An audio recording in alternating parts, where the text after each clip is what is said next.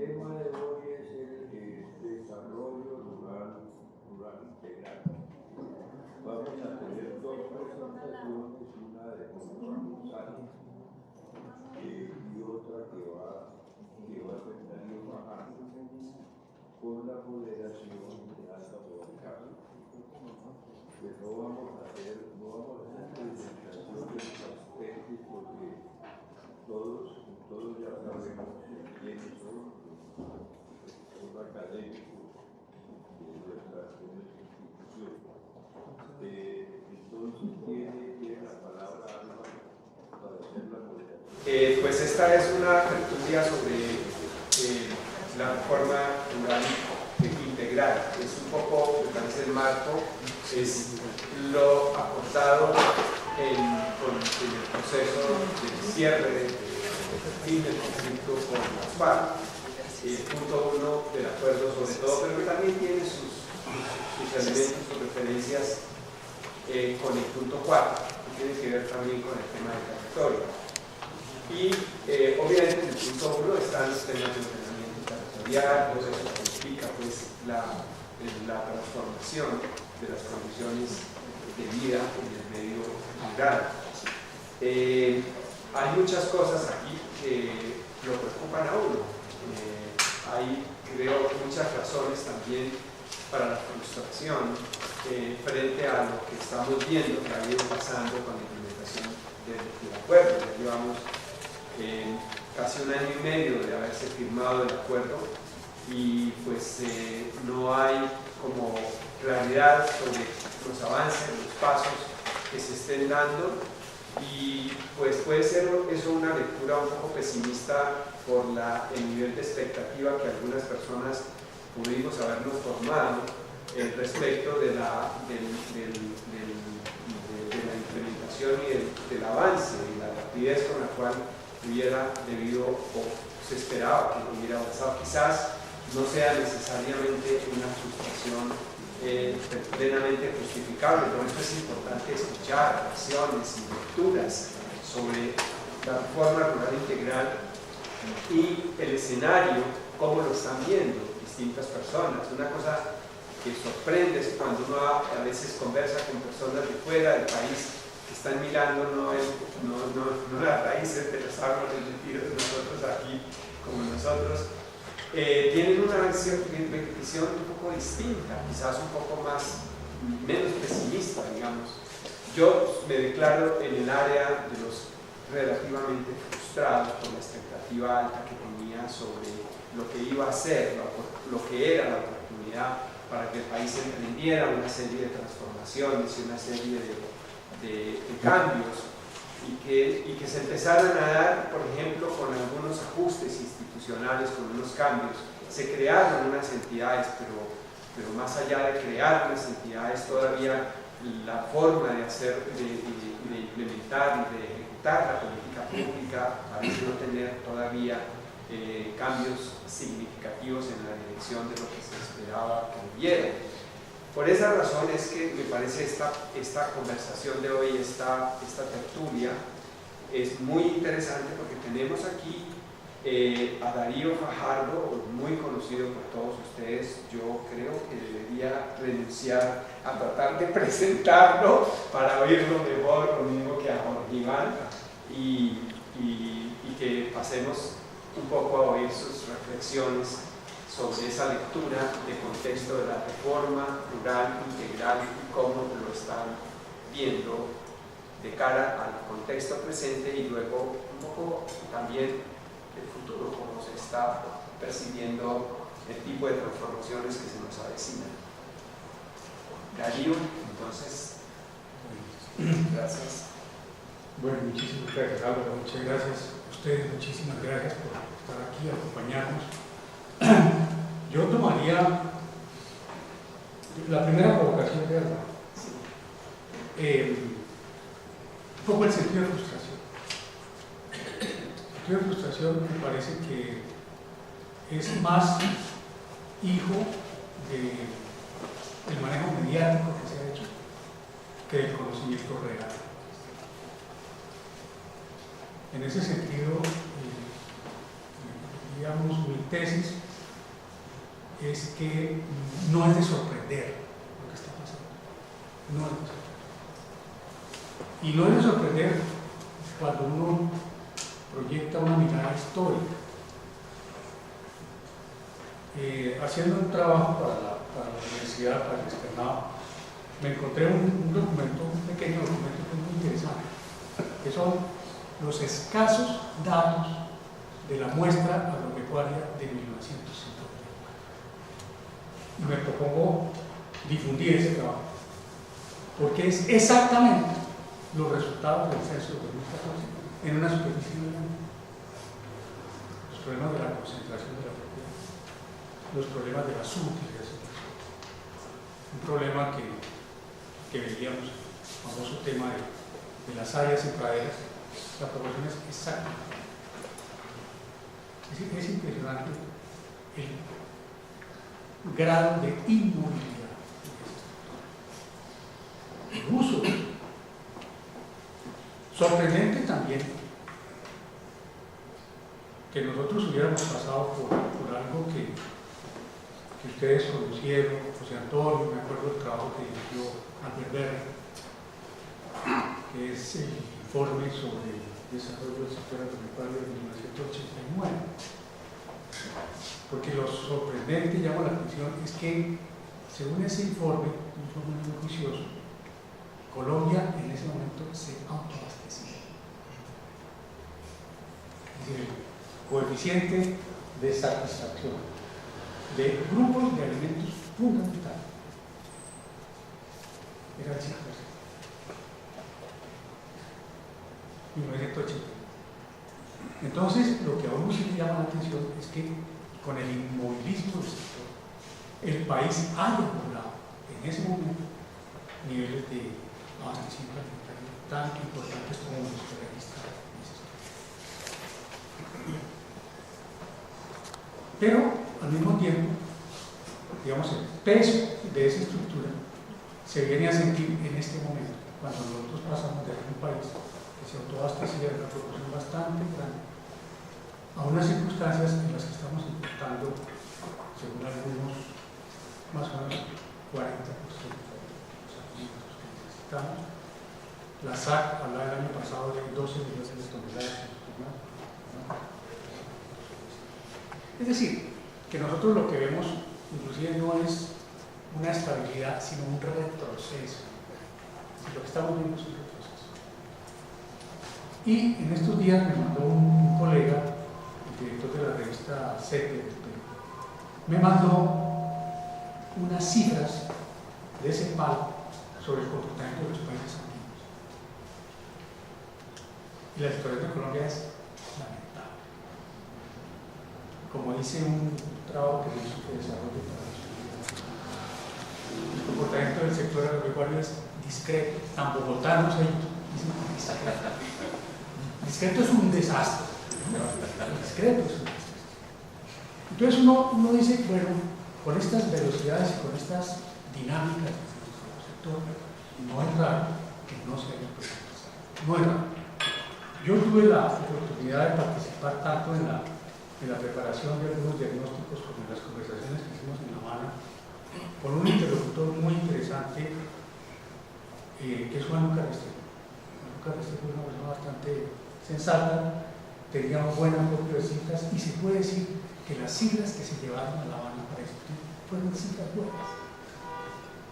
Entre otras llevamos el informe de la visión, llevamos el informe de desarrollo humano de 2011, no teníamos todavía el censo, pero había como un acopio de información consistente. Fue muy importante que los comandantes de las FARC conocieran esta información, porque no solamente estaba la información de carácter cuantitativo, sino también conceptos. Entonces ustedes se pueden dar cuenta de que el informe, el acuerdo de paz, ha recogido muchos de los elementos inclusive conceptuales que se están trabajando. Entonces, donde hay un avance es ahí. Donde hay un avance es ahí. De un sector, es un ente que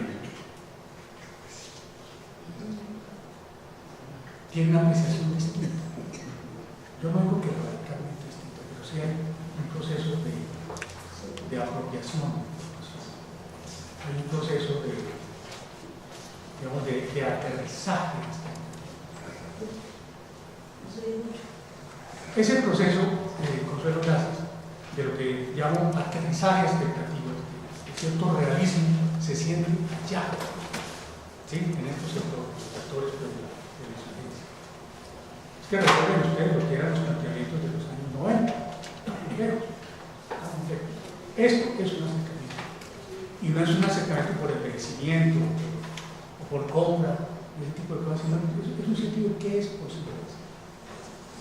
¿Qué es posible? Es tan modesto el acuerdo que muchos sectores ultrarradicales lo criticaron acérrimamente. Ese acuerdo, me decía inclusive un radical no, ese acuerdo no sirve para nada. Ese acuerdo no sirve para nada.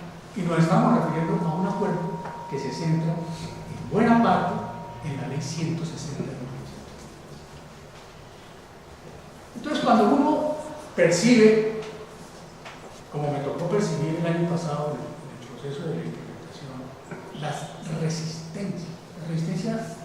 la resistencia expresada por por los cuadros de la tecnocracia que llegaron a las conversaciones. No sé si por convicción o por orden, pero de todas maneras, la terrible para que allí se produzca cualquier, inclusive en ese sentido. Es decir, una resistencia a cumplir la ley 160. Cuando uno ve ese escenario, no tiene derecho a decir, no, que tipos tan reaccionarios, que tipos tan buenos. No. El problema es cuál es la apreciación que se ha construido dentro de las élites del campo. ¿Cuál es? Y entonces, pues uno llega a una conclusión, yo no sé si algo de eso estamos hablando ahora, y es que por algo somos la democracia más antigua, porque aquí nada cambia. Y el lucro de este modelo reside en que nada cambia. Y si cambia, es en la ruta en la que se ha venido definiendo la dinámica de esto. Hay unos datos que los corrobora el informe de misión, los corrobora CODES, Naciones Unidas, en fin, desplazamiento, tierras usurpadas o abandonadas y el comportamiento de los pueblos. Eso nos dice muchas cosas sobre lo que pudiéramos llamar el modelo. Un modelo que se sustenta fundamentalmente en ¿qué? En generar una oferta inmensa de mano de obra. Imagínense, esta mañana hablaba con los estudiantes y para ellos era muy difícil entender qué hacíamos nosotros con 7 millones de estos. Sobre la oferta de mano de obra. Y Santiago lo sabe muy bien. ¿Qué significa tener esa sobreoferta en términos de competitividad? Cuando se acerca a los mercados internacionales, ¿qué es lo que hace atractiva la producción colombiana? Sus costos. Y uno de los más importantes componentes de esos costos es el. Y el otro problema, que afortunadamente, o no sé cómo decirlo, tenemos ya el censo agropecuario, que yo digo es uno de los documentos más subversivos que hay en este evento. No lo pudieron las FARC, con muchísimas dificultades se logró filtrar al principio, luego sale, no conocen el censo. Y ahí vuelvo yo atrás, comparar el censo agropecuario del 2014 con la muestra del año 1970. Y ustedes que son académicos, académicas, les llama la atención, háganle. Los números no son los mismos. Lo que se mantiene son las proporciones. Pero para un país que multiplicó no solamente su población, sino la superficie de la frontera. Porque pasamos nosotros de 27 millones de hectáreas, que era lo que registraba la muestra en el año 54, a unos que 43, 44 millones. para hacer nada. Para hacer nada. Ese es el inmovilismo. Pero resulta que ese inmovilismo, a mi manera de ver, es altamente rentable y justifica mantener al país quieto. Sin embargo, con esto quiero concluir, me parece que hay un factor que pesó mucho en el acuerdo, está pesando, va a gravitar, que es el acompañamiento internacional.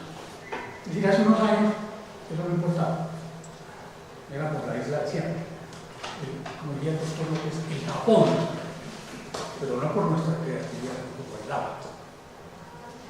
En este momento ya es muy complicado, ustedes se dieron cuenta, precisamente a propósito del manejo, del pésimo manejo de los fondos para los procesos de reconstrucción. Pésimo manejo, irresponsable. Puede que no se haya dado peso, pero qué irresponsables, qué irresponsables. Pero eso lo está captando la política nacional. Ese componente no está, ahora sí está.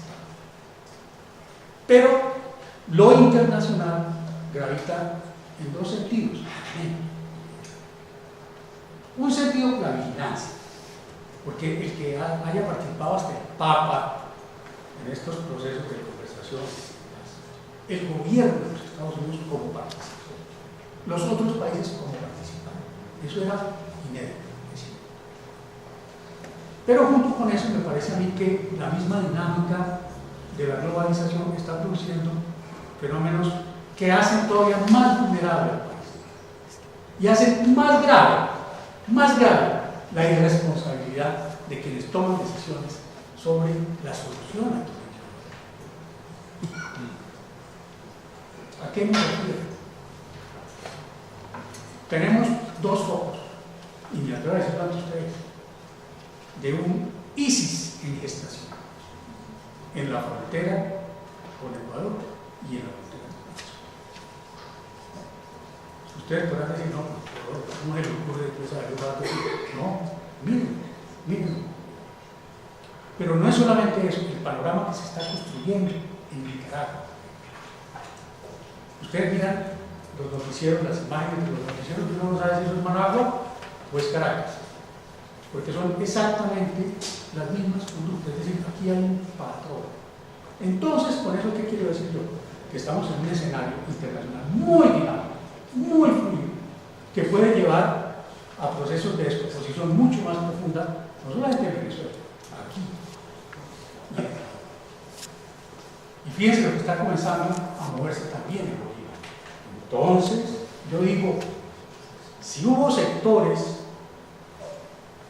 con capacidad decisoria para desactivar elementos de la guerra, ¡qué irresponsabilidad! Porque yo no creo que sean sectores que no tengan información. Aquí, entre otras cosas, la capacidad de inteligencia es seria. Este no es un país cualquiera. Aquí hay seriedad en la capacidad de hacer inteligencia y de hacer análisis. Entonces, ¿qué pasa? Por eso es que yo concluyo diciendo, ¡qué irresponsable! ¡Qué irresponsable! Porque el punto 1, repito, es aplicar la ley 160 de 1960. Gracias, Karina.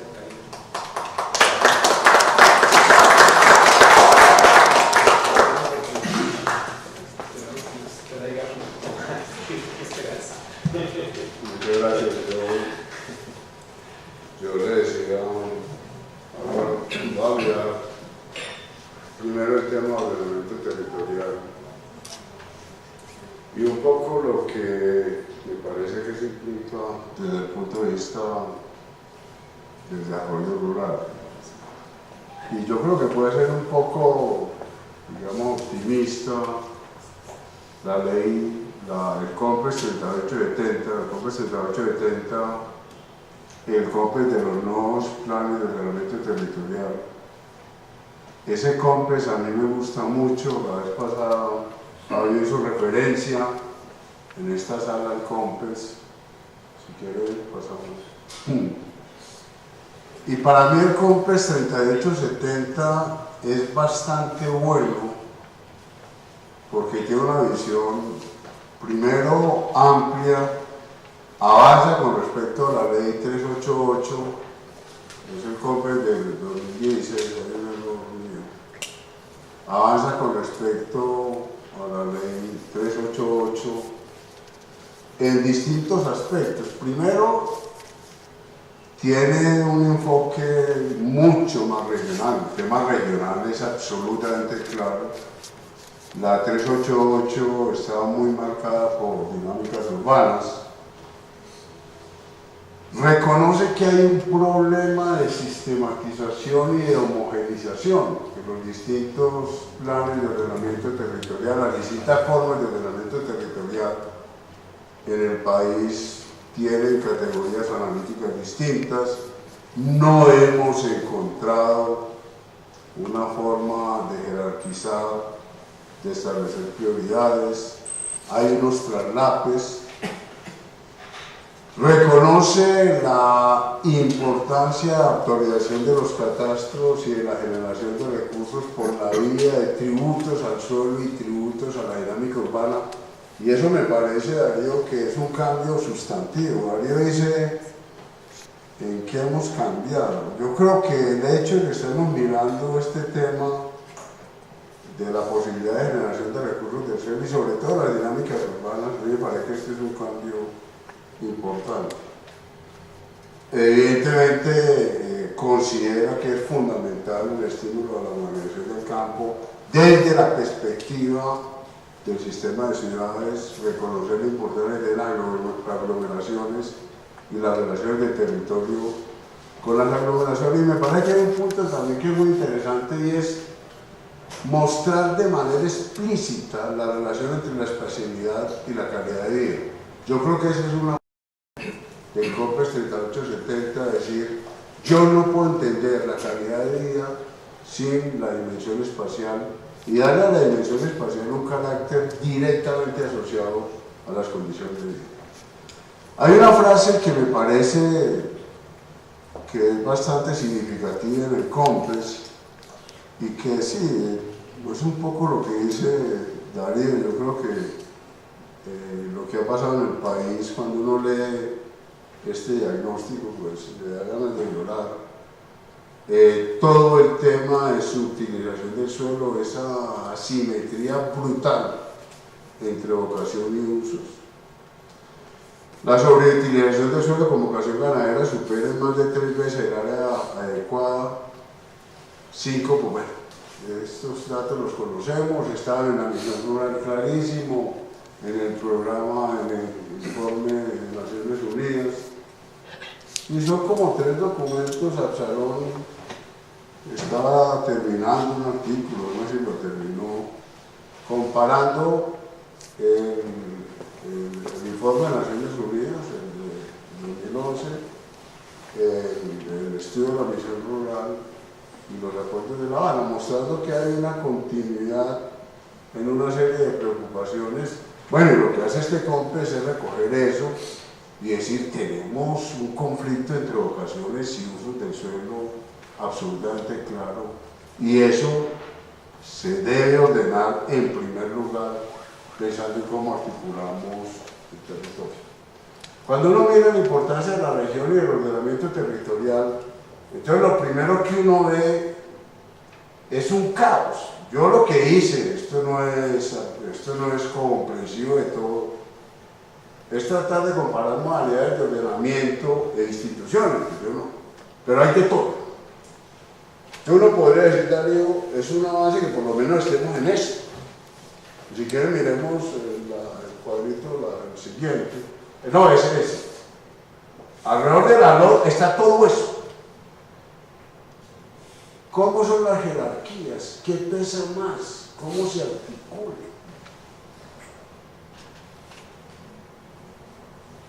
Es la RAP, son las RAP. Bueno, por lo menos acabamos de crear la RAP del Caribe, la RAP del Pacífico. ¿Cuál es la función de planeación nacional en el liderazgo de todo esto? ¿Cuál es la función de la UPRA? ¿cómo articulamos, cómo jerarquizamos? La LOT yo creo que no tiene dientes para armar todo esto. ¿Cuál es la función de los departamentos en su condición de ordenamiento del territorio? Entonces lo primero es decir, el desorden es total. Y si uno quiere ser un poquito optimista, por lo menos el tema, Edgar, que pues, Edgar nos enseñó a pensar estos problemas, pero bueno, por lo menos lo estamos pensando, digamos, y creamos las instituciones y tratamos de ver, y aparece la RAP, y ahora recientemente la RAP del Pacífico y el Caribe. Entonces como que estamos entrando en la discusión. El tema de actualización de catastros, pues esto todo lo conocemos, esto es evidente. Ahora, estos días oí una entrevista de Germán Vargas con Yanira Mar. Germán Vargas, pues su pelea reciente con Peñalosa, y a mí es que el predial que yo pago es confiscatorio. Imagínense, a mí que estoy pagando 18 millones de pesos anuales de predial. No sé qué hay que arrebatar el barrio unos 1.000 millones. Ahora, prediales promedio, 20 por 1000 en otros países. ¿Por qué es tan difícil aún en el tema urbano avanzar en estos? Quiero mencionar un poco el tema de todavía estamos en la situación de finales del siglo XIX. Yo traje a colación este cuadrito de Piketty, esta gráfica de Piketty, a mostrar cómo el tema de rentas del suelo, evidentemente estaban terminando a finales del siglo XIX, y todas las peleas de Henry John contra los terratenientes de finales del siglo XIX, pues muchos le decían a Henry John, no siga peleando, pero es que eso se va a acabar, o sea, ¿para qué sigue usted peleando con los terratenientes del suelo si eso se va a acabar? Uno dice, cuando se miran estas discusiones en Colombia, como que todavía estamos en esas épocas modernas de finales del siglo XIX, con tres opciones, si quieres digamos, expropiación, extinción e impuestos. Yo creo que hemos fracasado con las dos primeras, y que la única vía que nos queda es la vía tributaria. Los últimos intentos, José Antonio cuando hablaba la vez pasada decía, es una lástima que los intentos por la ley de tierras sea tan difícil. Una de las primeras cuestiones que presentó Miguel Samper, pues otra vez extinción de dominio, y eso queda por fuera. Entonces nos queda el camino tributario. Un poco lo que quiero decir es, el único camino que nos queda en Colombia para avanzar hacia la modernización del campo es el camino tributario. Creo que hemos avanzado, si que digamos, con la delegación de catastro, fuera de Bogotá, Medellín, Cali, Antioquia, por lo menos somos conscientes de la importancia de delegar el catastro. Barranquilla ya está. El área metropolitana de Valle Borrada está pidiendo también, están haciendo los trámites para pedir la versión de catastro. Entonces yo creo que este es un avance todavía moderado, pero de todas maneras es un avance. Estos son unos datos además del problema de actualización catastral, está el problema de diferencia entre impuestos nominales y efectivos. La línea roja son los impuestos, son los tributos nominales de los consejos. La línea azul son los impuestos prediales efectivos. Los nominales y los efectivos, pues, nominales efectivos sobre avalúos atrasados, de todas maneras. La brecha sigue siendo muy grande, entonces hay que avanzar en las dos direcciones, actualizaciones y tratar de que por lo menos los nominales, los efectivos vayan ejerciendo los nominales. Ahora eso tiene la gran ventaja que no necesitamos de normas tributarias. Yo creo que el diagnóstico que hizo la Comisión de Expertos Tributarios fue bueno en este tema de impuestos territoriales. Lo que pasa es que no avanzaron. En la Comisión de Gasto siempre aparecía el tema de tributación de manera indirecta y hay unas frasecitas como clamando, invocando los impuestos territoriales. Yo creo que en la Comisión de Gasto una cosa relativamente clara y es no afirmar nunca que el gasto hay que bajar. Lo único que dice, el gasto hay que hacerlo más eficiente y con seguridad va a haber que subir, comparando con el gasto de otros países latinoamericanos y internacionales. Yo creo que a Colombia le ha servido mucho este compartir con la OCDE como para mostrar lo mal que estamos en gasto y en ingreso. Cuando estamos en 19% del PIB, eso también lo mencionaba, creo que lo otra vez. Entonces, cuando uno mira toda esa estadística de la OCDE, en la Comisión de Gasto decimos que en educación 2,5 millones de niños año, mientras Chile está en 8 millones de pesos niño año y Francia 20. Entonces no podemos bajar el gasto, tratemos de hacerlo más eficiente. En el único renglón en donde parecía que pudiera bajar el gasto es en el tema de demandas contra el Estado. Del resto no hay donde bajar el gasto, hay que subirlo. Entonces, ¿qué hacemos desde el punto de vista fiscal? Pues recurramos a las potencialidades de estas grandes ciudades. Las tarifas efectivas del predial rural 2.3 por mil y las tarifas del predial urbano 3.4 por mil. Esto coincide también, bueno, esto es reciente, pero esto coincide con lo que daría, es que estamos tan lejos. Esto es de la gráfica siguiente, la de COMPES, diciendo por qué es que los municipios no están utilizando las potencialidades fiscales. Entonces, la de la izquierda son los municipios que utilizan valorizaciones más plusvalías y les da 15 municipios, de ahí del 1.36% de los municipios. La del lado derecho, los municipios que utilizan realmente valorizaciones, 92 municipios, el 8.35% de municipios. Plusvalías, 40 municipios, que representan 3.72%. Entonces, tenemos unas potencialidades por este lado. Cuando Bogotá dice que no tiene plata para el metro, pues tiene valorización. Cobre derechos de mercadería, cobre plusvalías. Y en el tema de modernización del campo, pues repetir las conclusiones de la misión rural, 6 estrategias, como que todos sabemos, pero es que uno lee esto y sí, avancemos al derecho sociales, una lógica inclusiva, inclusión productiva, agricultura familiar, competitividad agropecuaria, sostenibilidad ambiental, ordenamiento, desarrollo territorial y institucional. Yo creo que el camino es relativamente claro, por lo menos en las grandes líneas.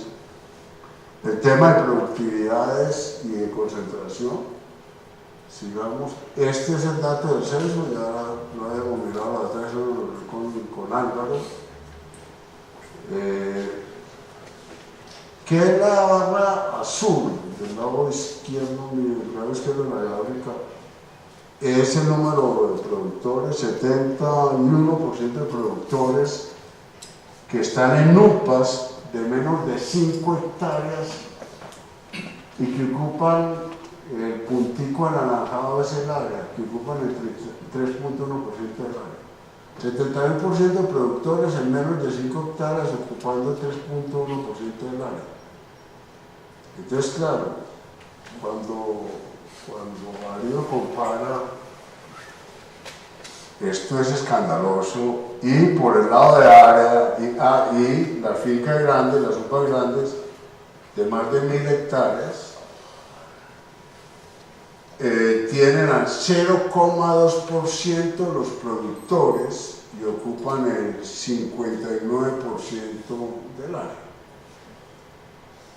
Entonces, ¿qué pasa? Pues tenemos una abundancia de pequeña producción.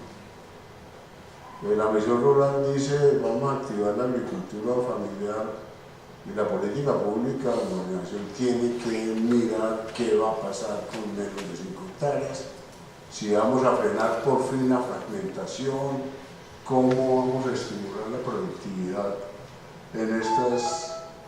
Hicimos un cálculo con los colegas de la UPRA para mirar cómo era el tamaño en términos de UAF, tratando de hacer una relación entre UPA y UAF. La UAF de la ley 160 es bastante, con una visión bastante amplia de lo que significa la UAF, desde el punto bastante amplia, con una visión más integral de que la unidad agrícola debe servir para mantener a la familia con relativa comodidad. Ahora, ¿qué tenemos? Que el 82% de las UPAs más o menos estarían por debajo de una UAF. Lo que se hizo fue la UAF municipal y tratar de ubicar las UPAs con respecto a esa UAF. O sea que estaríamos dentro de la UAF solamente en 10.5% y mayores que la UAF 6.7%. Entonces estamos en una situación de una fragmentación de unidades productivas que definitivamente pues, amenaza su sostenibilidad. Y el Gini de UPAs, pues lo que decía Darío, el Gini de UPAs, aquí se sacaron todas las propiedades colectivas, todas las UPAs que tenían que ver con resguardos, etc. Y el Gini, pues es un Gini escandaloso. Estos datos, trabajos que se han hecho con la UPRA, yo veo que la UPRA está tratando juiciosa de interpretar el censo. Yo no sé qué otras entidades estén trabajando realmente con los datos del censo, tratando de sacarle el jugo. Y me parece que la UPRA está haciendo un buen trabajo. Y este es el tema de la relación inversa, pues que lo ha planteado tanto Albert Perry, que Álvaro, la otra vez me dice que esto es muy azaroso. Claro, tonelada, esto es el agregado, esto es tonelada hectárea, productividad media. Las UPAs más pequeñas de menos de 1 hectárea tienen una productividad media de 8 toneladas en agricultura y más de 10.000, y las UPAs de más de 10.000 de 3.9. Estos son cálculos de la UPA, de los Amparo Fonseca y de ellos. Forestal. Entonces, claramente, la tesis pues, que ha defendido mucho de la relación inversa, que claro, cuando pues, Álvaro ahora nos comenta que claro, que Álvaro le asusta todo esto tan agregado, pero de todas maneras sí hay unas tendencias que muestran que la pequeña producción tiene unas potencialidades. O sea, la conclusión es la pequeña producción tiene potencialidades. Tenemos un montón de productores de menos de 5 hectáreas, entonces hay que hacer una política agropecuaria que mire lo que está pasando y cómo se apoya a los pequeños productores. Esta frase del COMPES también, que es la relación entre espacialidad y calidad de vida, a mí me parece que esto es muy importante, que la geografía ya la empecemos a incorporar desde una dimensión mucho más asociada a las dinámicas de las aglomeraciones. Yo creo que el informe del sistema de ciudades también ayuda bastante. Yo creo que tenemos esos documentos, sistema de ciudades, más misión rural, más Naciones Unidas. Yo creo que tenemos unos buenos insumos, más todos los trabajos que están en el sistema agropecuario. Yo creo que hay insumos. Y termino, pues, ¿qué hacemos entonces? Edgar dice, creamos un ministerio de ordenamiento territorial, creemos, o sea, ¿cómo ordenamos? ¿Qué hacemos ahora que estamos modificando el sistema general de participaciones? Lo primero, insistamos en capitación. Vámonos a capitación. ¿Cuánto vale un niño? Y tratemos de que la capitación sea en serio y tratemos de ir avanzando en eso. En este momento tengo una mezcla de transferencias por oferta, transferencias por necesidades, pero realmente no vamos a avanzar en la capitación. Y lo segundo, uno le podría decir a Bogotá, Medellín, Cali, Barranquilla, miren, le seguimos transfiriendo lo que le estamos transfiriendo en términos reales, no nos damos un solo peso más. A las ciudades intermedias les decimos también, ustedes tienen las potencialidades fiscales enormes. Proyectos monumentales, Serena del Mar en Cartagena, no están cobrando un peso de plusvalía de nada. Las ciudades intermedias del país tienen las dinámicas urbanas muy, muy grandes. Entonces uno podría decir, ¿cómo logramos convergencia? Diciéndolo a Bogotá, Medellín, Cali, Barranquilla, las grandes ciudades, ustedes consigan los recursos. Ustedes tienen el gran instrumento descentralizador que es la Ley 388. El gran instrumento descentralizador es la Ley 388. Y utilizamos los recursos del sistema de participaciones para fortalecer realmente a los municipios. Bogotá está formando niños a 4,5 millones, más o menos, niño año. Tratemos de formar niños en Quibdó a 4,5 millones año. Soacha estamos formando niños a 1,800,000. Entonces tratemos de que los niños de Soacha los podamos formar a 4,5 millones. Los niños de Quibdó a 4,5 millones, mientras los vamos acercando a los 8 millones de Chile. Y digámosle a las grandes ciudades, pues ustedes tienen todas las potencialidades, ustedes no tienen que cobrar rentas, es un problema de ustedes, pero a mí me parece que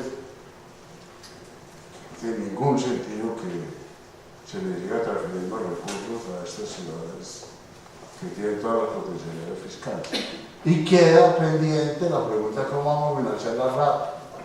Estos días en un seminario con Camilo Lloreda, el nuevo director de la RAP del Pacífico, es como pues tenemos que sacar recursos de los prediales.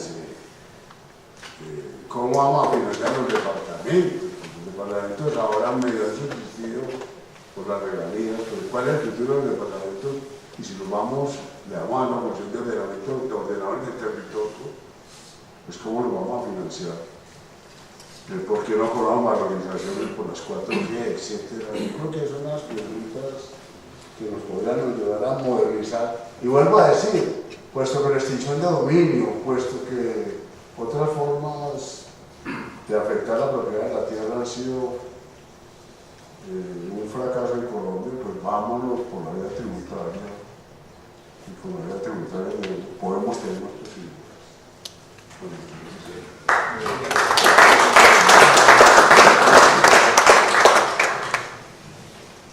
Bueno, creo que sí tenemos, digamos, perspectivas, un poco de lecturas diferenciadas de cómo estamos viendo un poco el énfasis en evolución y en desarrollos institucionales relacionados con el problema de cómo financiar también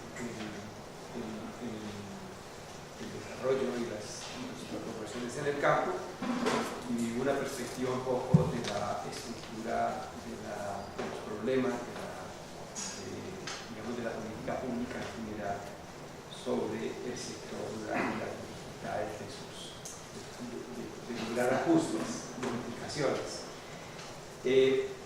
Yo preferiría soltarle un poco la palabra para escuchar algunas preguntas o reflexiones para que pudiéramos tener un diálogo con la... Yo no sé si el doctor Reyes puede hacer una antes de que escuchemos algunas preguntas. Sí, perfecto. Bueno, entonces tú primero.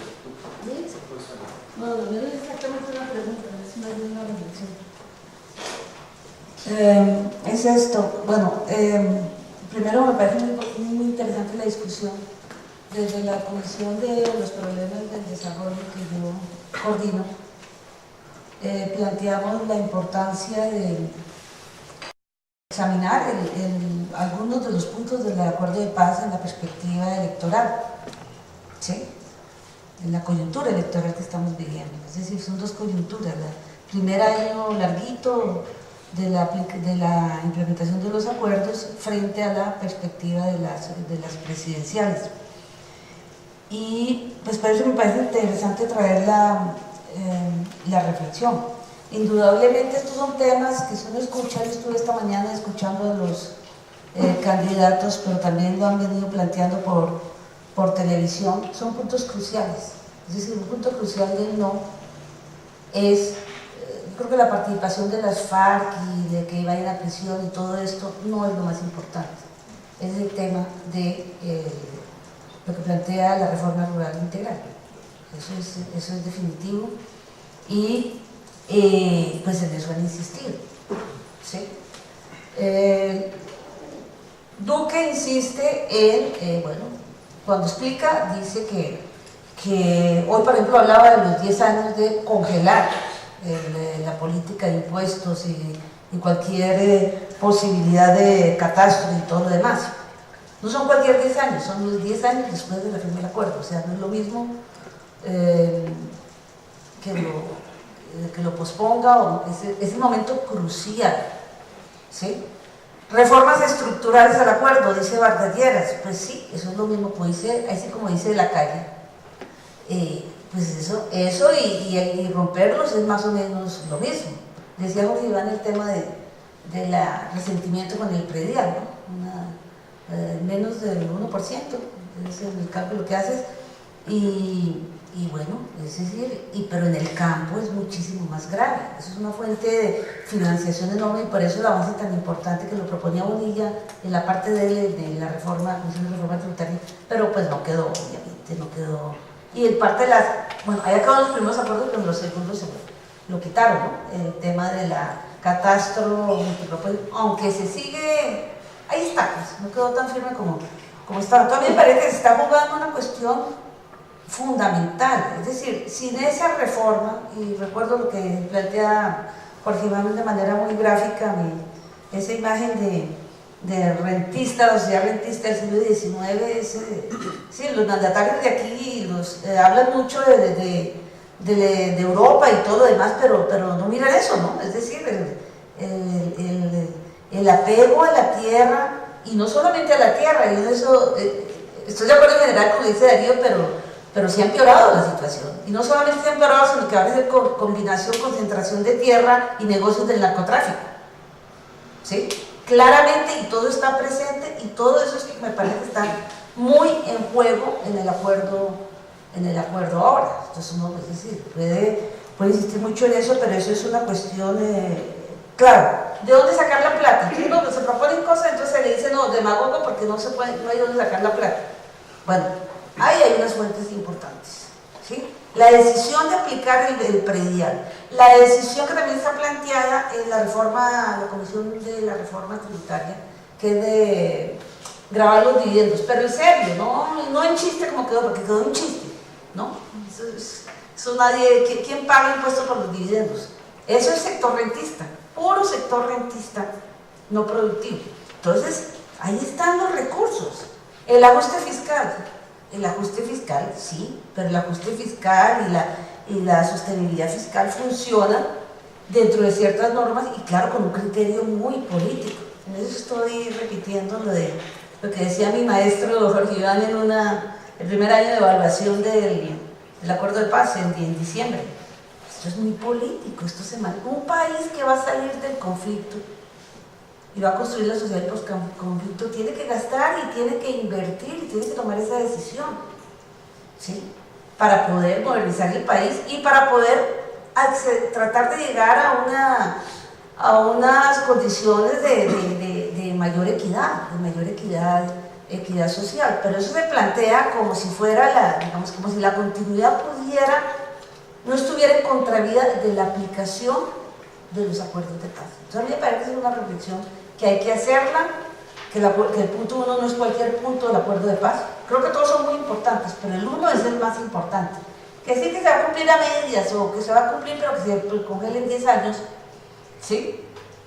O que sí pero no, como hizo Cambio Radical en el Congreso de engavetar la JEP por 3 o 4 semanas y luego ya cuando se discutió, pues no. Es decir, todo eso hay que, no, perdón, no fue la JEP, fue las circunscripciones especiales de paz.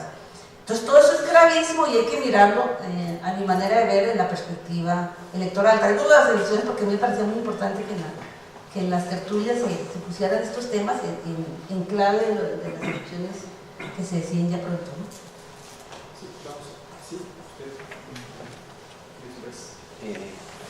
Sí, buenas noches. Un saludo especial al doctor Darío Fajardo, que ha asistido a muchas de sus conferencias, al doctor también, que le consulto algunos artículos en la Biblioteca Los Ángeles Arango, algunos libros. El nombre mío es Germán Londoño, pertenezco a la Mesa Nacional de Víctimas y de hecho soy un líder de restitución de tierras. En este momento me encuentro aquí en Bogotá y no he podido regresar a Tierra Alta, Córdoba, donde gracias a la ley 1448 y a la gestión del doctor Ricardo Sabogal recuperé 20 hectáreas. Pero ¿qué me gano si en este momento las BACRIM y los ejércitos de restitución, antirrestitución creados me impiden llegar a disfrutar de mi propiedad? Así las cosas, yo estaba aquí hace 8 días, dije exactamente lo que les voy a decir. Tengo en mi mano el informe, esto mismo denuncia de CODES, de la Consultoría de Derechos Humanos y el Desplazamiento, donde confirma lo que usted, doctor Fajardo, dice. 1 año y saldo en rojo, 2 puntos, breve balance sobre los derechos de las víctimas en la implementación normativa del Acuerdo de Paz en Colombia. Me adhiero a su pesimismo, al calificativo de irresponsabilidad, no solamente del Congreso, sino del Estado en general, y no tanto el presidente, porque al presidente lo utilizaron en su buena voluntad de gestionar la paz. Pero sí los partidos tradicionales, el uribismo, el conservatismo, se tiraron, perdónenme la expresión, ese proceso de paz. Nosotros somos los más perjudicados como víctimas.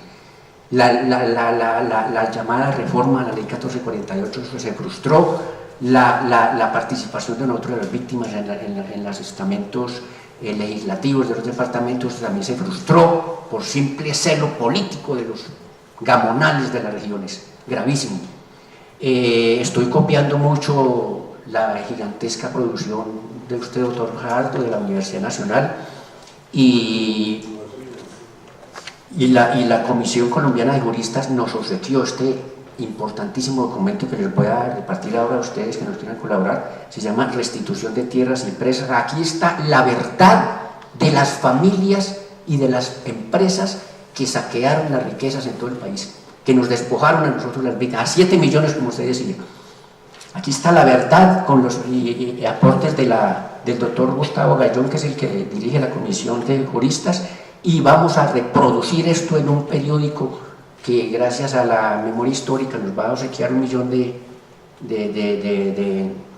copias de un periódico de las víctimas. Lo vamos a llamar Verdad y Justicia, y el eslogan va a ser democratizar la palabra y el conocimiento, democratizar la sociedad. Hay mucho silencio sobre tantas cosas que decir, de manera que vengo copiándole a ustedes demasiados datos y voy a proseguir en mi tarea de denunciar. Estas mismas denuncias las estoy haciendo en sindicatos, en universidades, en algunos colegios de último grado, y me ha ido supremamente bien, y aspiramos a que sea un hecho el fortalecimiento organizativo de nosotros las víctimas para proseguir en esta tarea. De manera que, una cosa que me olvidó, la Corte Constitucional nos hizo demasiado daño al haber impedido que los terceros del conflicto intervengan en lo que tienen que decir en las verdades. Eso es un daño gravísimo, no sé a qué se debió eso, pero eso, y así como usted dijo, doctor, si llega Petro a la presidencia, desgraciadamente, y no quería ser un apocalíptico, pero se desarrollaría una guerra por lo que es el único candidato que está proponiendo reformas institucionales como el cobro de impuestos, lo que estaba diciendo, a los terratenientes, al latifundio improductivo. Es criminal que en Colombia, con la cantidad de tierra que tenemos, no se pueda sembrar una mata de yuca para el alimento de las poblaciones locales. Muchas gracias.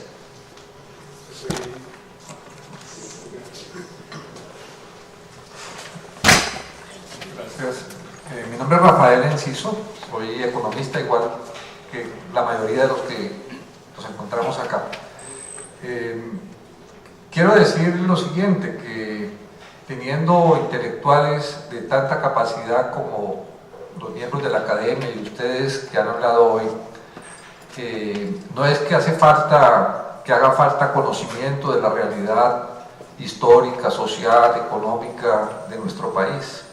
Lo que ocurre es que, como ha insistido el doctor Reveis, el Estado ha sido capturado por unas élites absolutamente mafiosas, cuyo sentido de la vida es la apropiación y el control de todas las condiciones necesarias para la producción de cualquier cosa, y se han apropiado a través de la violencia que han ejercido de manera sistemática desde hace más de 500 años y que la siguen ejerciendo hoy, con formas de terrorismo de Estado en mayores o menores niveles en las diferentes circunstancias de la vida, y siguen utilizándolo hoy en día para destruir cualquier posibilidad de apertura democrática en nuestra sociedad, porque ellos son absolutamente contrarios a la democracia, son inversamente proporcionales la democracia y la productividad razonable con condiciones de respeto a la naturaleza y al desarrollo humano integral.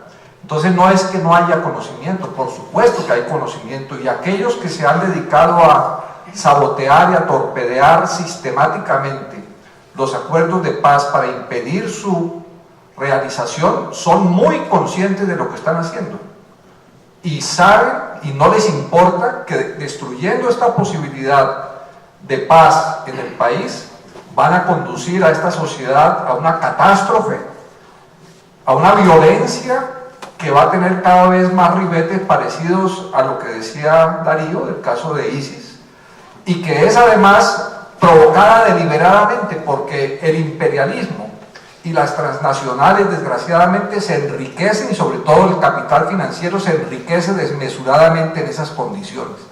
Hacer el mundo caótico es una política deliberada y construida por los gobiernos de los Estados Unidos durante los últimos años, y eso quería decir.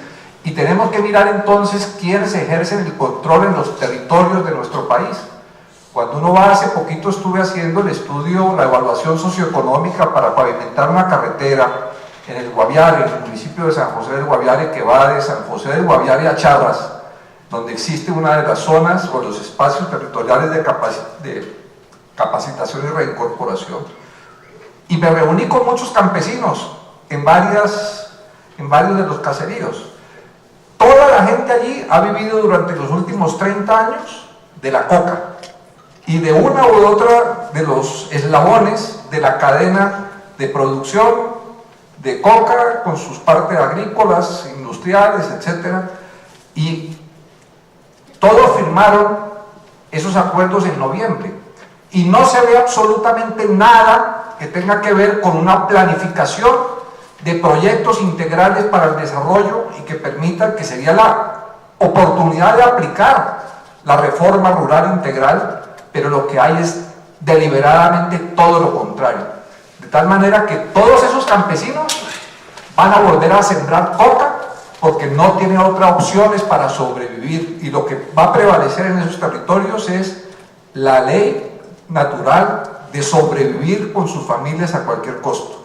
Y eso está siendo provocado por las políticas impuestas por los Estados Unidos, que no quieren que funcione la sustitución voluntaria de cultivos ilícitos o de uso ilícito, y que no funcione la reforma rural integral, y que no haya paz en nuestro país. Razones hay muchísimas: el gran negocio de la guerra, el gran negocio del narcotráfico, el gran negocio de la captura de las rentas y de juego.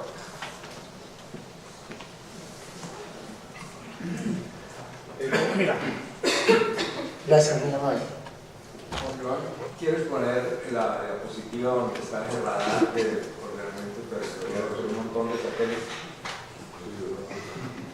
Donde están las bolas y la LOT iluminando, pero ilumina sin foto. Esa es. Sí, esa es. El problema que yo he identificado en varios de los trabajos que hago es que ese radar, esa constelación, se reproduce en la mayoría de las políticas públicas que hay en Colombia en este momento. Entonces la puedes hacer a ciencia y tecnología, se la puedes hacer al medio ambiente, se la puedes hacer a la política de vivienda, cualquiera de ellas. Entonces, el problema es de fallas de coordinación de la administración pública. Y aquí hay poco trabajo de metodologías, se debería estar liderando Planeación Nacional. Ese cruce de lo vertical, digamos, de las políticas sectoriales con lo espacial, eso está muy poco elaborado desde el punto de vista metodológico, cómo hacer las políticas sectoriales. No sé si Humberto Molina se acuerda que una vez Fabio Giraldo nos invitó a comentar la política de vivienda allá en el gobierno de San Pedro. Y hacíamos esta observación. Si tú le superpones este radar a las otras políticas, te da pues un panorama de un cosmos completamente desordenado. Y no hay quien esté pensando eso. Digamos, ingeniería social, diseño de la administración pública. Yo creo que la última vez que el país estuvo bien encuadernado desde el punto de vista de la administración pública fue con la administración de Carlos Lleras Restrepo. Y algunos le atribuyen esta dispersión, esta diáspora institucional a la propia Constitución del 91, que creó un montón de derechos y un montón de campos de acción del Estado para los cuales hubo que inventar una institucionalidad específica, sin coordinación específica. El problema no es de la Constitución, sino la manera de administrar el Estado. Cuando tú le das las joyas de la corona, yo digo a los ñoños como ese FONADE, cuando se ha preservado durante 50 o 60 años, siempre el director de FONADE, una persona que era el director de planeación, y se lo dan a los ñoños. No solamente con eso, todo. Si ya no queda nada. La lista. Sí, aquí. Mira. Edgar y después José Antonio. Buenas noches. Mi nombre es Luis Fernando Salazar y mi apreciación sobre el tema es la siguiente. Las mismas instituciones que el Estado ha creado o ha descuadernado están siendo el problema del desarrollo social integral en el campo.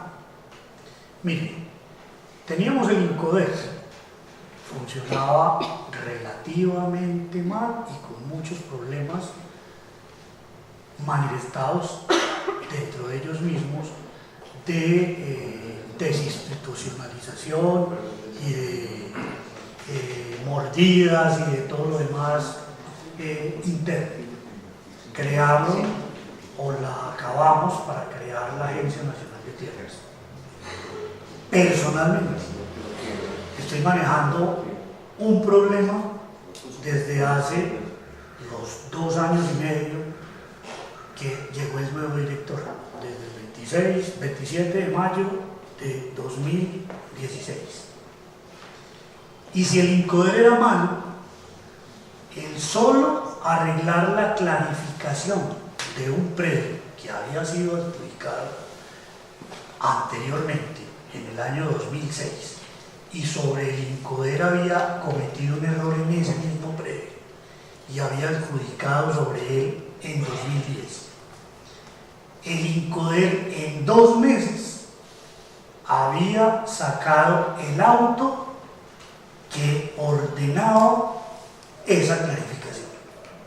Y desde el 27 de mayo del año 2016, que llegó el actual director, Miguel Samper Strauss, y no ha sido posible que lo que la anterior institución había ya realizado y había reconocido y había conocido, esta nueva institución lo avala. O sea que con instituciones así creadas y con problemas específicos, pues nunca vamos a poder tener ni actualización catastral, ni vamos a poder tener mejoramiento en el campo, ni nada más. Hay que tener una, como lo decía mi anterior interlocutor, una verdadera encuadernación del Estado. Hay que volver a definirlo y a decir qué tiene que hacer cada quien y hacerlo con normas y con cosas de verdad. El pasado fin de semana hasta muchos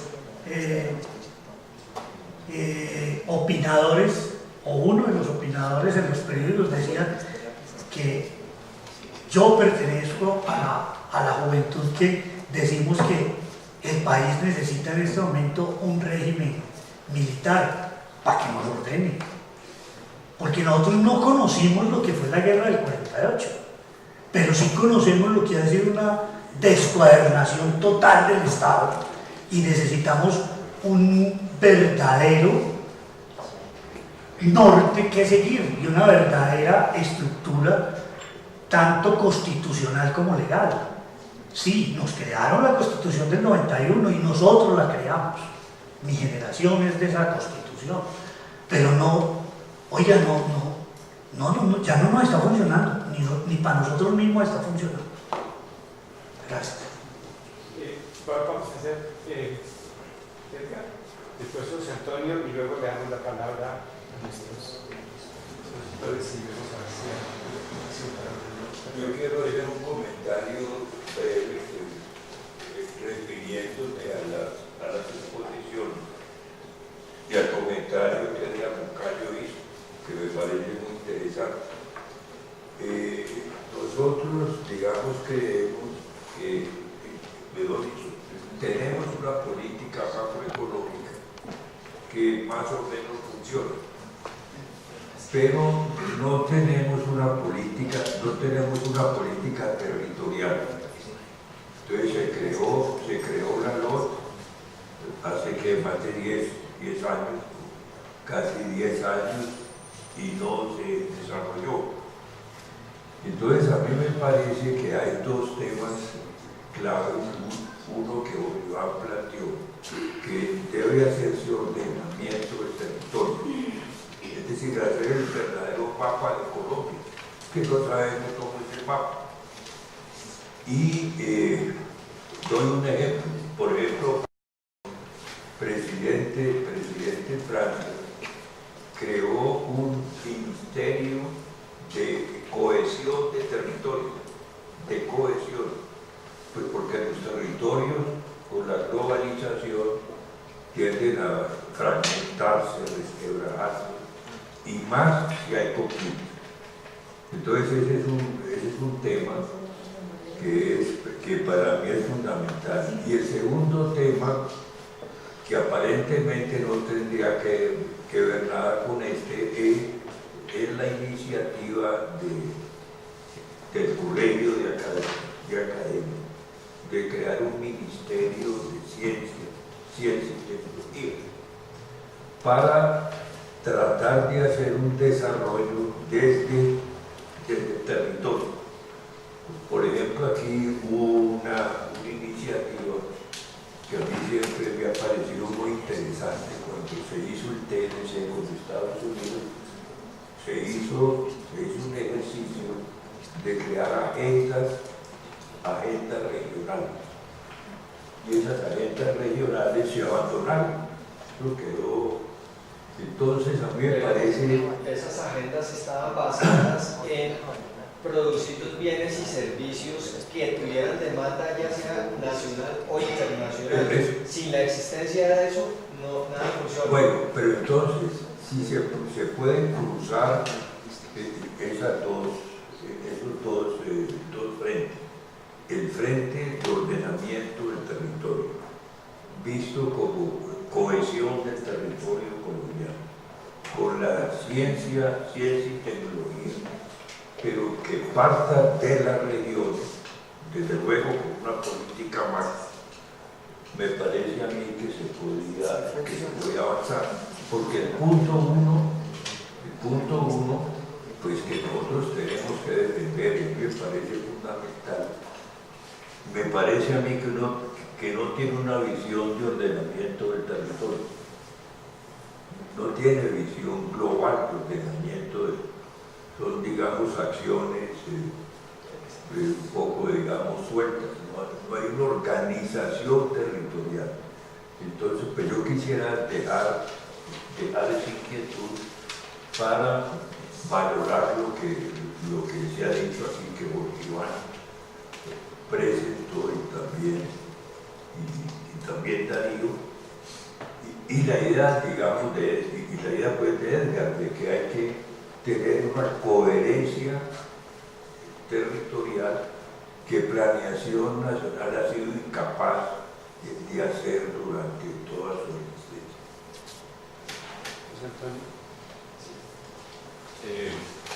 Tengo unas observaciones como para ver si hay algo positivo. Yo quería, digamos, hacerle preguntas a los panelistas y se me ocurren 4 temas. Primero, primero la más antigua, la ley de restitución de tierras, digamos, en qué medida ha generado avances, ¿no? Ese es uno.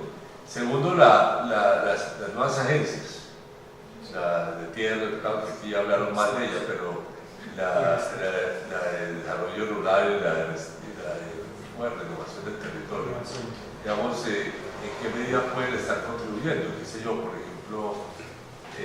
por medio de la Agencia Nacional de Tierra, que ya ha comenzado a hacer un proceso de formalización en algunos lugares, que el fondo que va a entregar a fines de este gobierno un fondo nacional de tierras con 500.000 hectáreas, en fin, que hoy es muy cortico las 3 millones del Acuerdo de La Habana, pero bueno, por ejemplo, no sé.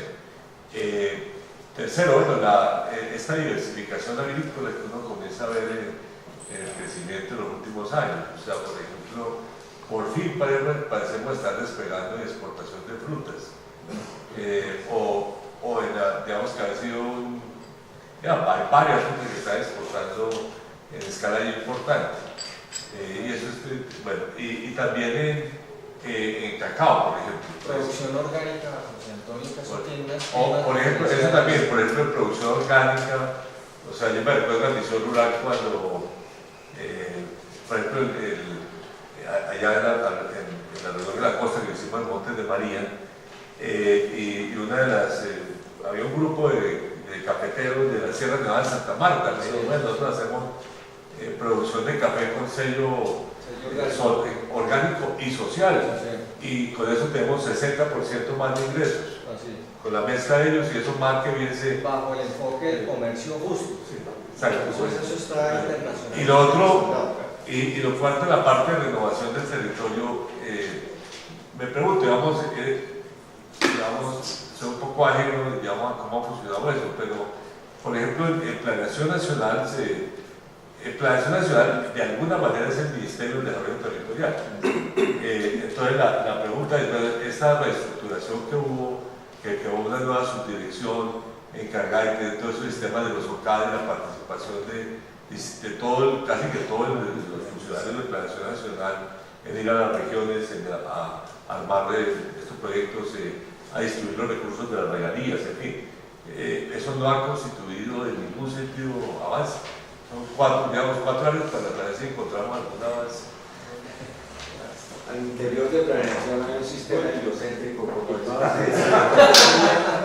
perdón, doctor, mire, es para una pequeña aclaración. Doctor Ocampo, qué pena. No, yo no estoy hablando mal de antes, al contrario, yo soy beneficiario.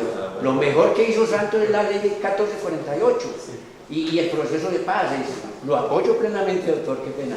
Listo. Como que yo soy favorecido. Entonces le damos la palabra y luego escuchamos reacciones para ver si hay la posibilidad. No, es que estaba yo aquí pensando que el primer trabajo que yo tuve en mi vida, que me lo proporcionó el doctor Carlos de Restrepo, sabiendo que era un izquierdista terriblemente en la universidad, ¿cierto? Darío, fue asesorar al antiguo Ministerio de Gobierno para crear la Asociación Nacional de Usuarios Campesinos, y me correspondió redactar el segundo mandato campesino. Y lo que me pone muy preocupado es que casi todas las iniciativas que he oído hoy sobre lo que hay que hacer es las mismas que teníamos en esa época. Por ejemplo, en esa época tuvimos una discusión larguísima si el problema era nacionalizar la tierra o ponerle impuestos. Discutimos a fondo todo el esquema ricardiano sobre ese tema, ¿cierto? ¿Qué es lo que estaba proponiendo por ahí van? El tema de los impuestos catastrales, me perdonan, hoy no tiene ningún municipio ninguna dificultad para poner la tasa que quiera, porque eso es atribución del municipio, no es que la nación se los esté impidiendo ni nada, no, las tasas las ponen ellos, porque es que eso se negocia entre los concejales y los dueños de la tierra en todas partes para poderse repartir la plusvalía entre concejales y propietarios del suelo. Y no solamente por allá, en las afueras de este país, aquí en Mosquera tenemos algún caso más o menos emblemático. Entonces, aquí creo que hay un problema de fondo, es que no es tanto que no pueda haber iniciativas desde el punto de vista administrativo. También hemos hablado desde hace años sobre este problema de la dispersión y la falta de coordinación, y cada vez la multiplicación mayor. Por ejemplo, en materia de ordenamiento territorial, estoy realmente asustado. Yo me supongo que yo soy un especialista, fui el redactor de la ley 388 y el que la logró sacar en el Congreso, y yo ya no logro tener en la cabeza todo el montón de agencias e instituciones que hoy hay que se ocupan del ordenamiento territorial. Es impresionante. Por ejemplo, yo no sé si ustedes saben que la semana pasada nomás el Ministerio del Interior creó nuevas entidades territoriales en Colombia por decreto. Oigan, lo que no puede hacer la LOA, se le ocurre ahora al Ministerio del Interior hacerlo por decreto, creando nuevas entidades territoriales dentro del Gabriel, la Amazonia y los territorios nacionales, lo cual me parece que va a terminar de crear un despelote en este país. Porque el problema realmente aquí es el problema político que hay detrás de una ficción jurídica, en mi concepto, que es que Colombia es una república unitaria, que es lo que dice el artículo 1 de la Constitución Nacional. Yo creo que hay que reconocer en la realidad que este país no está integrado, que esto no es una nación integrada. Y que por ahí es por donde tenemos que partir si queremos resolver el problema que tiene este Estado, que no es una nación, precisamente. Yo no sé por qué no logramos entender lo siguiente. Cuando ocurrió lo de Tumaco recientemente, yo me sentí como cuando era pequeño en Marquetalia. Entendí perfectamente lo que está pasando en Tumaco, porque así le pasó a mi padre y a los liberales gaitanistas en Marquetalia cuando comenzó la violencia, la que llegó a tratarlos como bandidos, etcétera, etcétera. ¿Quién fue? La fuerza pública. ¿Cuál fue el resultado? Pues el enfrentamiento entre la población y la fuerza pública. Exactamente lo que les pasó en Tumaco. Por no entender que en Tumaco la República de Colombia no es existente todavía. Si en un territorio la mayoría, mejor dicho, prácticamente la totalidad de la gente vive del cultivo de coca, cosa que está prohibida en la República de Colombia. Si la moneda que circula, porque es que se nos olvida que aquí hay municipios enteros en los que los negocios no se hacen en pesos colombianos, sino en gramos de coca. Y entonces si ahí la economía de base es coca, la moneda es coca, lo que se intercambia son coca contra contrabando, ¿sí? Y el resto se da activos. Eso es República de Colombia. Yo entiendo que todo eso está prohibido en la República de Colombia, sin embargo eso es casi el sentido común. Yo no sé si ustedes vieron un programa en RSN donde se fueron a un pueblo de esos, entrevistaron a la gente y las mujeres comerciantes contaban cómo que cuando eran chiquitas todos los negocios de allá se hacían en granos de coca y que eso era muy bueno, que otra cosa decían ella. Entonces, eso es la República de Colombia. Lo que hay en Buenaventura, donde sale coca, la disputa política en el Catatumbo. A los dos que se disputan el control territorial del Catatumbo, ninguno de los dos son de la República de Colombia. Y la República de Colombia apenas comenzó a tratar de intervenir ayer, según entiendo. Entonces, esto es República de Colombia. Y les digo, esto que les estoy contando pasa incluso por la construcción de infraestructura para el transporte que no controla el gobierno colombiano, ni los contratistas colombianos, sino grupos de la BACRIM, y por ahí se paga por pasar, como en cualquier otra parte. Y estoy hablando de lo que va desde los Montes de María hasta Catatumbo por un lado, y desde los Montes de María pasando por Monpós y por todo el corredor de la Mojana, la depresión Momposina, para salir al otro lado, al Golfo de Venezuela. Todo eso se mueve por infraestructuras que fueron construidas por pedacitos, ¿sabe con qué? Con la plata de las regalías. Cada alcalde la cogía, como cada alcalde gobernaba era nombre de su correspondiente grupo paramilitar, construyó el pedazo que le tocaba de esas carreteras. El otro día Simoncito Gaviria, antes de salir de Planeación Nacional, dijo que no entendía por qué hacían todo ese montón de carreteritas, ¿sí? Que no se sabía dónde comenzaban ni dónde acababan, no entendió nada, absolutamente nada, de dónde comenzaba la carretera y dónde acababa. Y por ahí se circula si uno le paga a la BACRIM que los controla. Entonces, eso será la República de Colombia. Entonces, aquí lo primero que hay que entender es que no hemos logrado crear esa ficción jurídica y constitucional que se llama la República Unitaria de Colombia. Entonces muchas decisiones se toman suponiendo que sí existe esa república. Por ejemplo, no habría cosa peor en este momento que pasarle a los municipios o a grupos privados el manejo de los catastros, porque ese sería el negocio exactamente el mismo de la regalía. Eso suena muy bonito desde el punto de vista puramente de descentralización y pero ya hasta Carlos Marx sabía cuando se enfrentó a la socialdemocracia alemana por el tema de la unificación alemana por parte de Prusia, que lo mejor era que centralizaran eso, cosa ahí que ponerse a decir que eso no valía porque no le el pueblo, etcétera, etcétera. Se escribió todo un libro defendiendo a Bismarck contra la socialdemocracia, porque si uno descentraliza sin haber hecho previamente el cambio político y administrativo que permita que esos territorios se integren efectivamente y además se modernicen desde el punto económico, desde el punto de vista económico y social, le está entregando el poder prácticamente a los señores feudales. Eso es como si Bismarck, en lugar de haber centralizado en Alemania, ¿sí?, les hubiera llamado a los señores alemanes: ¿qué quieren que les dé yo en contra de que digan que ustedes son de Alemania? Pues ese negocio es de la feudalización, ese no es el negocio de la modernización. Entonces, mientras no resolvamos el problema que no quisieron resolver los constituyentes del 91, porque aquí tenemos una constitución que ha sido una trampa.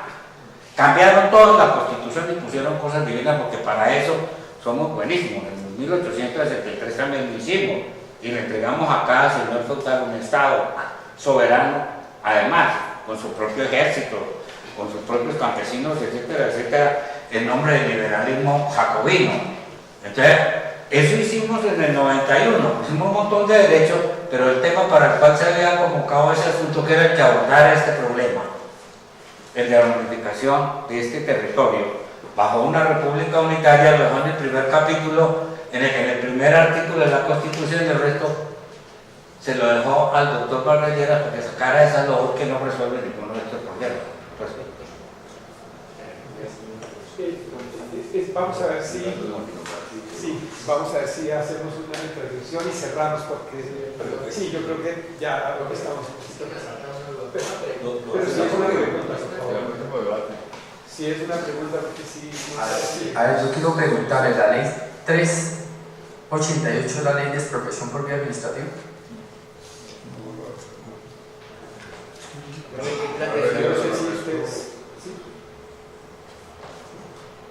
Si tienen algunos comentarios, Darío. Sí, yo tengo unos comentarios muy puntuales. A mí me llama la atención dos apreciaciones. Una, que es muy respetable, de crear otro ministerio.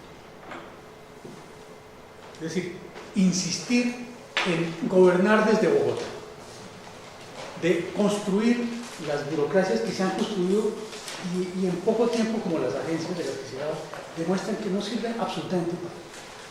Pero esto no es una visión, digamos, nihilista de todo. No, porque están pasando cosas. A mí me parece que están pasando cosas. Están pasando cosas en Tumaco, están pasando cosas en los municipios mineros que dicen aquí no hacemos minería.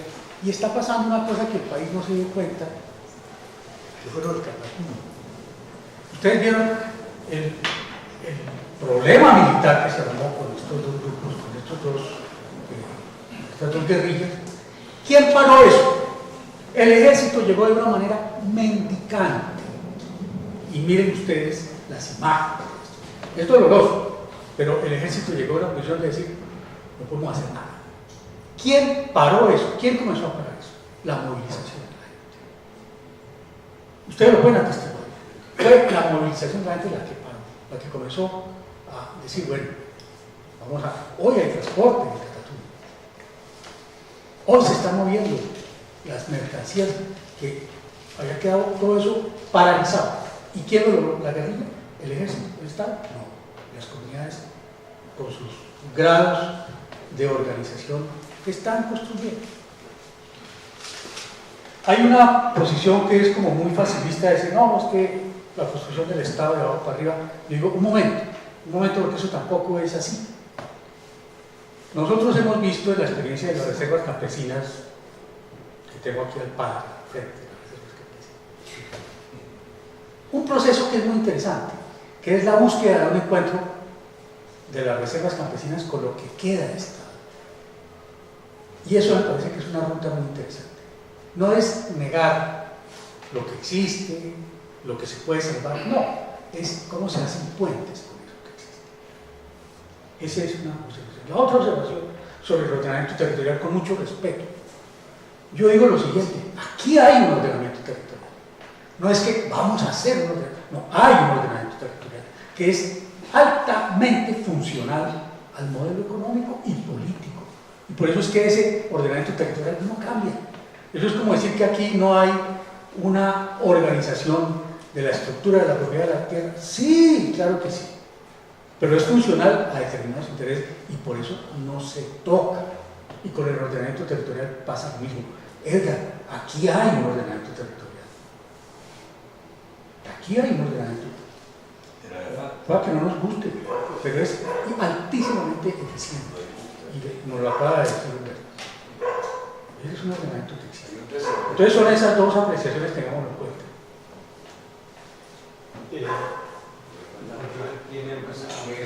Un comentarito breve sobre el tema de planeación nacional. No, dos comentarios. Uno sobre el tema tributario. A mí sí me preocupa lo que llama lo que sea, por sobre lo que yo estoy de acuerdo, como esta lógica antitributaria que es muy fuerte, pues después de, sobre todo, a mí el tema de la carrera de mínimos de Orfan es clarísimo. 70% impuestos marginales, 90% impuestos marginales en los años 70, y eso viene cayendo. El tema de saltos de deuda pública sobre el PIB, nosotros vamos en 45, pero Estados Unidos está en 108, 110. Una predicción del Banco de Pagos Internacionales dice que Estados Unidos va a llevar en 15 años a 210% de saldo de deuda sobre el PIB.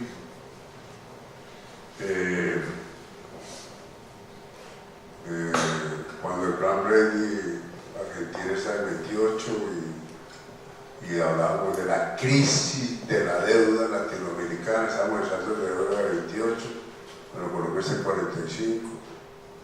Ahí hay un tema de fragilidad estructural, bueno, pero bueno, ese es ¿por qué si sabemos eso, esa posición antitributaria en el mundo entero tan fuerte, y eso entra durísimo en Colombia, eso es gravísimo lo que está pasando?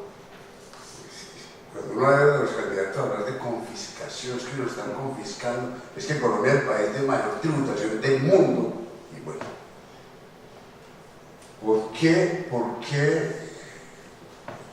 El Banco Global General dice, nosotros nunca habíamos visto esta locura de 100% de saldos de deuda en Europa, en Estados Unidos.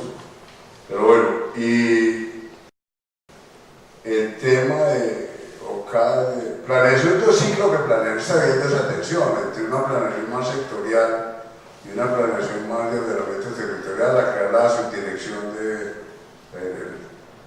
pero bueno, el tema de los OCAD, yo digo, la evaluación de Contraloría, poco planeación dice esto fue exitoso porque distribuimos los recursos y ganamos en equidad, porque hubo mermelada en toda la costada. Por eso fue de una forma brutal. Y el Contralor dice, no, esto fue un fracaso porque no proyectos estratégicos, nos gastamos 10 millones de pesos en 12.000 proyecticos y los de ciencia y tecnología, que eran 2,5 millones, nos los gastamos en 2.500 proyecticos. Entonces, planeación no logra, bueno, no sé ya cómo decir, planeación no logra reordenar, yo no sé, el territorio, no logra decir hacia dónde. Uno se imaginaría Bogotá, déjenle un corredor rural donde la tierra no puede valer más de 20.000 pesos hectárea para que sembrar lechugas sea rentable. Después la ciudad, después, bueno, no sé si lo es ingenuo, corredores rurales, cuando se permiten estas conurbaciones tan locas, pues usted va desplazando la agricultura cada vez más lejos porque ya no es rentable sembrar lechuga por este lado cerquita, ¿no? Pero bueno, no sé eso cómo está. Sí, Bueno, no, yo creo que muy bien, hemos oído muchas ideas. Creo que lo que es más claro es que no es fácil ponerse de acuerdo y es bueno que no nos podamos poner de acuerdo siempre, que haya la posibilidad de que haya muchas maneras de ver las cosas y este es un tema extremadamente complejo. Estaba la muestra un botón, lo que hemos escuchado hoy, y despierta también un poco de entusiasmo para expresar las ideas y eso está bien. Les agradecemos mucho su presencia hoy y esperamos que en las siguientes tertulias también tengan y mantengan el interés por asistir. Muchísimas gracias y muchísimas gracias.